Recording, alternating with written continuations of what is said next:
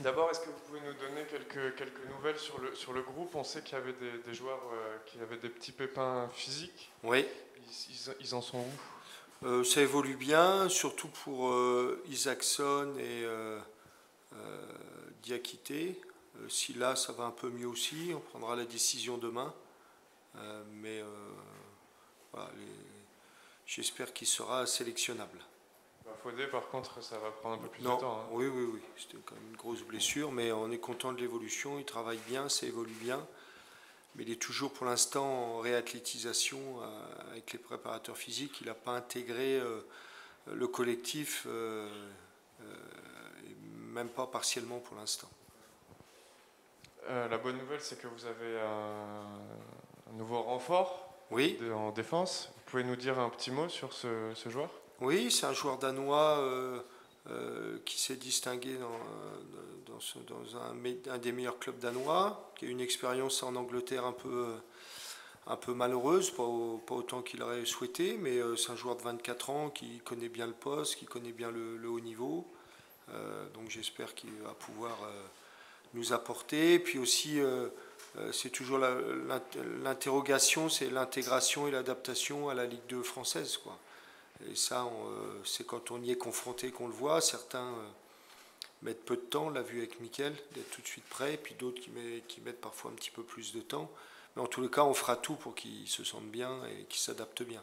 Au niveau de ses qualités, vous pouvez nous détailler un petit peu quels sont ses points forts, Oui, peut-être c'est un joueur athlétique, bien sûr, bon dans le domaine aérien, mais aussi qui a un bon pied gauche, c'est un gaucher. Donc dans la relance, c'est intéressant.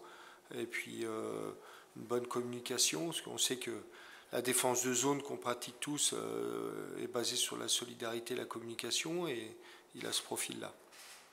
vous espérez toujours d'autres renforts, notamment Peut-être derrière? parce que en défense, même si on est efficace, on peut le dire, mais il faut tenir toute la saison. Puis on a un groupe très jeune, on a trois défenseurs centraux de 20 ans. Avec Rasmus qui a 24 ans, on a un petit peu plus de bouteilles, mais donc on aura peut-être besoin aussi, encore besoin d'un défenseur. Match samedi à Dijon. On parlait de ce fameux match référence ces dernières semaines. Vous espérez que ce sera là? On sait qu'il y a eu des circonstances encore particulières, malheureusement, samedi Ouais, ouais, dernier. c'est vrai que mais c'est comme ça, mais je trouve qu'on a fait une bonne première mi-temps, on progresse. Ce qu'on veut, c'est d'être encore plus constant sur 90 minutes, et on espère que ce sera pour Dijon, et sinon on va essayer de gratter des minutes vraiment où l'équipe est non seulement solide, mais consistant avec le ballon et dans le jeu. Comment on fait pour gratter des minutes en étant plus consistant? Enfin, sur quoi on s'appuie pour faire progresser l'équipe Le là-dessus? travail, hein, c'est le travail de la semaine où on revoit ce qu'on doit améliorer. La vidéo nous sert, et puis après on va sur le terrain s'il n'y a que le travail qui permet de progresser. C'est quoi, selon vous, les clés de ce match? Ça va être encore un match particulier. Est-ce que Dijon est à la recherche quand même d'une certaine régularité au niveau des résultats? Donc c'est difficile d'anticiper comment sera le match, mais nous, il va falloir qu'on ait une meilleure maîtrise de balle, et si on a eu pas mal de situations de but contre Bastia, il faut qu'on en ait plus, qu'elles soient plus flagrantes, parce que la défense tient bien, prend 0 but, mais il faut à tout prix qu'on soit capable de marquer un peu plus de buts dans le match, donc il va falloir qu'on soit un peu plus offensif. Bonjour coach, une petite question pour rebondir sur le match référence, on l'a toujours pas eu selon vous, mais est-ce que au final c'est quand même très satisfaisant ce début de saison là, on peut déjà tirer quelques conclusions pour cette année à venir? Conclusion, on les fera à la fin de saison, hein, souvent c'est là, mais ce qu'on peut tirer comme enseignement jusqu'à maintenant, c'est que l'équipe a une bonne cohésion, que défensivement on est plutôt costaud, qu'il y a un excellent état d'esprit, qu'on peut marquer à tout moment. Et le plus dur, c'est ça, c'est d'arriver à avoir encore plus de maîtrise avec le ballon, et d'avoir encore plus de situations de marquer. Et on court après ça. à Nancy, c'était satisfaisant de ce côté-là. Je crois qu'on avait eu 8-9 tirs, dont 5-6 cadrés. C'est des stats qu'il faut qu'on recherche. On était un peu en dessous contre Bastia et Pau. Il faut qu'on soit à ce niveau-là, tout en gardant cette rigueur défensive, parce qu'on s'aperçoit que c'est une base, une force sur laquelle on peut s'appuyer. On voit que les jeunes apportent, les recrues aussi, celles comme Mickaël, Ouais. et aussi ceux qui sont déjà au club depuis une ou 2 années. C'est le bon cocktail pour réussir cette année? Je l'espère. Alors, on a un groupe, je crois, quand même très jeune. Sur 25, on doit avoir 25 joueurs de champ, ou même 30, on doit avoir 17 ou 18 joueurs de moins de 23 ans. C'est-à-dire que les 3/4 de l'effectif en dessous de 23 ans, et le nombre de matchs en Ligue 2 ou en Ligue 1 est forcément minime. Donc on a l'enthousiasme, on a un petit peu moins d'expérience, même si on a quelques joueurs cadres. Mais c'est une équipe qui devrait progresser. Et voilà, j'attends à chaque fois, à chaque match, qu'on progresse. Coach, vous nous disiez en début de saison que l'objectif c'était de se maintenir parmi les 2 premiers. Encore fallait-il déjà y accéder. Ouais. C'est chose faite assez rapidement. Ça a été une des étapes que vous aviez données aux joueurs. Il y a des steps comme ça que vous avez mis en place. Ouais, l'objectif c'était vraiment d'être dans les 2 et puis de tenir cette position le plus longtemps possible. Et maintenant, le plus dur reste à venir, même si c'est pas facile de s'hisser dans les 2 premiers, mais il n'y a que quelques journées, donc c'est pas encore significatif.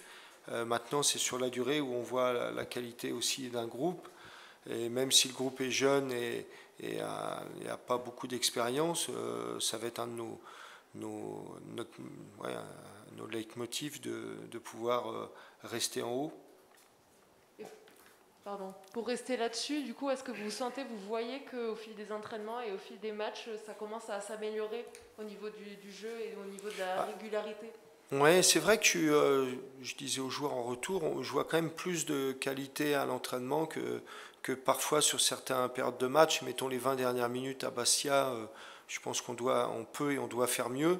Et il faut qu'on arrive à tout prix transférer ce qui est travaillé la semaine. Alors on y arrive en grande partie, mais forcément on est exigeant et on voudrait que ça soit tout en partie. Mais c'est vrai que les joueurs travaillent bien, s'entraînent bien. Donc c'est une des conditions sine qua non pour quand même progresser. On sait qu'une saison peut parfois rouler avec la notion de série de victoires consécutives. On en est à 3 victoires consécutives. Ça fait partie de votre recherche ou c'est quelque chose qui pour vous est anecdotique, le fait d'enchaîner comme ça les bonnes performances? Non, c'est vraiment cette dynamique-là. Et lorsqu'on l'a, c'est le plus dur, c'est de l'entretenir. On sait qu'on aura des séries forcément négatives, il faut à tout prix qu'elles soient la plus courte possible, et puis les séries positives comme celle-ci, il faut à tout prix les allonger. Donc on est entre confiance, mais aussi méfiance, parce qu'on sait que l'adversaire est redoutable, et puis l'adversaire, des fois, ça peut être nous, parce que le moindre petit relâchement, forcément, peut être fatal pour l'issue d'un match. C'est presque charnière finalement ce 4e match, quand on en a à 3 victoires, on sait que ça peut peut-être basculer vers une série, et en même temps ça peut aussi enrayer ces 3 premières victoires. Ouais, mais à chaque fois on a le sentiment que le match qui arrive, c'est le plus important. Et j'ai l'impression qu'il y a des tournants dans un championnat, et je pense qu'on ne va pas arrêter de tourner celui-là, parce qu'à chaque fois il y a un match où je me dis, bon, celui-là il faut vraiment bien le négocier, est-ce que ça va nous consolider à cette position-là? Il faut qu'on soit prêt à chaque fois à jouer chaque match comme si c'était un tournant. Je voudrais demander votre évaluation sur l'adaptation du ado.